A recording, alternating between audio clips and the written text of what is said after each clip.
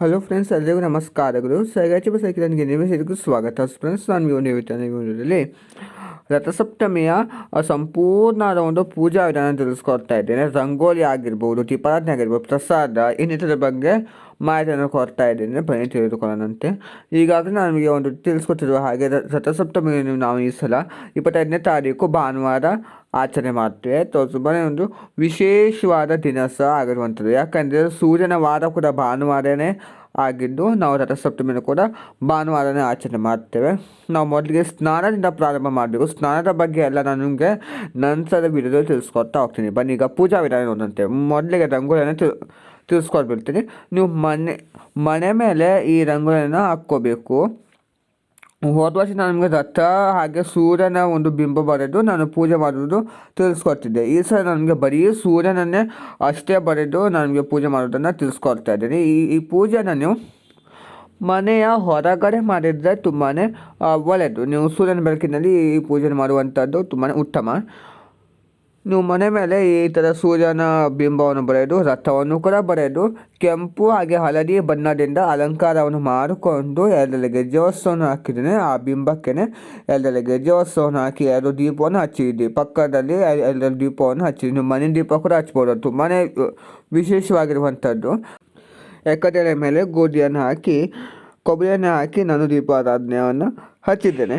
ಮತ್ತು ಹಳದಿ, ಕೆಂಪು, ಎಕ್ಕದ ಹೂ ಈ ಥರ ಹೂಗಳಿಂದ ಅಲಂಕಾರ ಮಾಡ್ಕೊಂಡಿದ್ದೇನೆ. ನೀವು ಹೆಚ್ಚಿನ ಮಟ್ಟದಲ್ಲಿ ಎಕ್ಕದ ಹೂ ಹಾಗೆ ಕೆಂಪು ಹೂಗಳನ್ನು ಬಳಸಬೇಕು.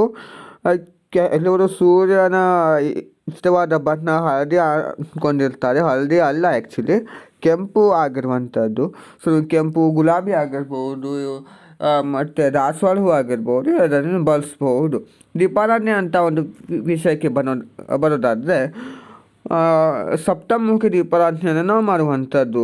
7 ದೀಪವನ್ನು ಹಚ್ಚಿಡಬೇಕು. ಇಲ್ಲ ಅಂದರೆ ಒಂದೇ ದೀಪದಲ್ಲಿ 7 ಬತ್ತಿಯನ್ನು ಹಾಕಿ ನಾವು ಈ ಥರ 7 ದಿಕ್ಕುಗಳನ್ನು ಸಹ ನೋಡುವ ಹಾಗೆ ದೀಪಾರಾಧನೆ ಮಾಡ್ಬೋದು. ನಿಮ್ಗೆ ಹೇಗಾಗ್ತದೋ ಆ ರೀತಿ ನೀವು ಮಾಡ್ಬೋದು.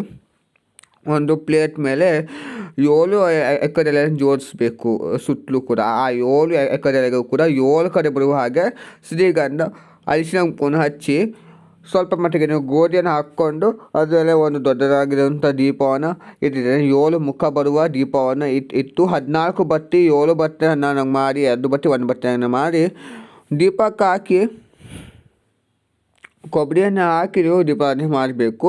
ನಿಮ್ಮ ಮನೇಲಿ ಈ ಥರ ದೀಪ ಇಲ್ಲ ಅನ್ನೋದಾದರೆ ನೀವು 7 ಮನೆ ದೀಪವನ್ನು ಕೂಡ ಹಚ್ಬೋದು. ಅದು ಸಹ ತುಂಬಾ ಒಂದು ವಿಶೇಷವಾಗಿರುವಂಥದ್ದು.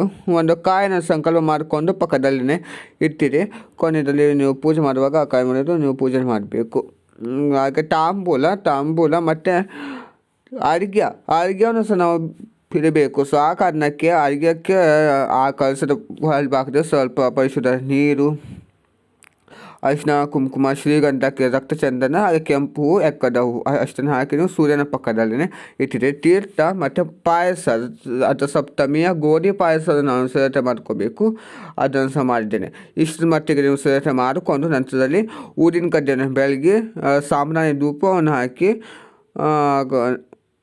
ಆದಿತ್ಯ ಹೃದಯ ಸ್ತೋತ್ರವನ್ನು ಕೂಡ ನಾವು ಹೇಳ್ಕೋಬೇಕು. ಹಾಗೆಯೇ ನೀವು ಸೂರ್ಯನ ಸ್ತೋತ್ರ ಹೇಳ್ಕೊಂಡು ಕುಂಕುಮಾರ್ಚನೆ ಸಹ ಕೂಡ ಮಾಡ್ಬೋದು. ಅದು ತುಂಬ ಒಳ್ಳೆಯದಾಗಿರುವಂಥದ್ದು. ನೀವು ಇಷ್ಟೆಲ್ಲ ಪೂಜೆ ಆಗಿದ ನಂತರ ಕಾಯಿನ ಒಡೆದು ಮಂಗಳಾರತಿಯನ್ನು ಮಾಡಿಕೊಳ್ಳಿ. ಮಂಗಳಾರತಿಯಲ್ಲಿ ಆಗಿದ ನಂತರ ತೀರ್ಥವನ್ನು ಪ್ರೋಕ್ಷಣೆ ಮಾಡಿ ಅಕ್ಷತೆಯನ್ನು ಹಾಕಿ ಪೂಜೆಯನ್ನು ಸಮಾಪ್ತಿ ಮಾಡಿಕೊಳ್ಳಿ. ಇಷ್ಟು ನೀವು ಪೂಜೆಯನ್ನು ಮಾಡಬೇಕಾಗಿರುವಂಥದ್ದು. ರಥಸಪ್ತಮಿ ದಿವಸ ಭಾನುವಾರ ಮಾಡಬೇಕು. ಭಾನುವಾರ ನೀವು ಇಷ್ಟೆಲ್ಲ ಪೂಜೆ ಮಾಡ್ತೀರಿ ಮನೆಯ ಹೊರಗಡೆನೇ ಮಾಡಬೇಕು ಮತ್ತು ಒಳಗಡೆ ಅಲ್ಲ. ಮಾಡಬಾರ್ದಂತೇನಿಲ್ಲ, ಆದರೆ ಸೂರ್ಯನ ಬೆಳಕಿನಲ್ಲಿ ಮಾಡುವಂಥದ್ದು ತುಂಬಾ ಒಳ್ಳೆಯದು. ನಿಮ್ಮಲ್ಲಿ ತಾಮ್ರದ ಸೂರ್ಯವಿದ್ದರೆ ಆ ತಾಮ್ರದ ಸೂರ್ಯವನ್ನು ಕೂಡ ಇಟ್ಟು ನೀವು ಪೂಜೆ ಮಾಡಿಕೊಳ್ಳೋದು ತುಂಬಾ ಒಳ್ಳೆಯದಾಗಿರುವಂಥದ್ದು. ಭಾನುವಾರ ನೀವು ಪೂಜೆ ಮಾಡ್ತೀರಿ, ಸೋಮವಾರ ನೀವು ಎಲ್ಲದನ್ನು ಸಹ ವಿಸರ್ಜನೆ ಮಾಡಿ ಆ ರಂಗೋಲಿಯನ್ನು ಹಾಕಿರುವಂಥದ್ದು ಯಾರು ತೊಳೆಯದೆ ಇರುವಂಥ ಜಾಗಗಳಿಗೆ ಹಾಕಿ ಈ ಥರ ನೀವು ಪೂಜೆ ಮಾಡಿ ವಿಸರ್ಜಿಸುವಂಥದ್ದು. ನೋಡಲ್ಲ ಫ್ರೆಂಡ್ಸ್, ಇವತ್ತಿನ ಈ ಒಂದು ವಿಡಿಯೋದಲ್ಲಿ ನಮಗೆ ರಥಸಪ್ತಮಿಯ ಸಂಪೂರ್ಣ ಮಾಹಿತಿಯಾಗಿ ಪೂಜೆಯನ್ನು ತಿಳಿಸ್ಕೊಟ್ಟಿದ್ದೀನಿ. ಎಲ್ಲರಿಗೂ ಇಷ್ಟವಾಗಿ ಭಾವಿಸಿದ ಇಷ್ಟವಾಗಿ ಲೈಕ್ ಮಾಡಿ, ಶೇರ್ ಮಾಡಿ, ಕಮೆಂಟ್ ಮಾಡಿ, ಹಾಗೆ ಸಬ್ಸ್ಕ್ರೈಬ್ ಮಾಡ್ಕೊಳ್ಳಿ. ಮುಂದಿನ ಒಂದು ವಿಡಿಯೋದಲ್ಲಿ ನಿಮಗೆ ಮತ್ತಷ್ಟು ಮಾಹಿತಿಯನ್ನು ತಿಳಿಸ್ಕೊಡ್ತಾ ಹೋಗ್ತೀನಿ. Thank you.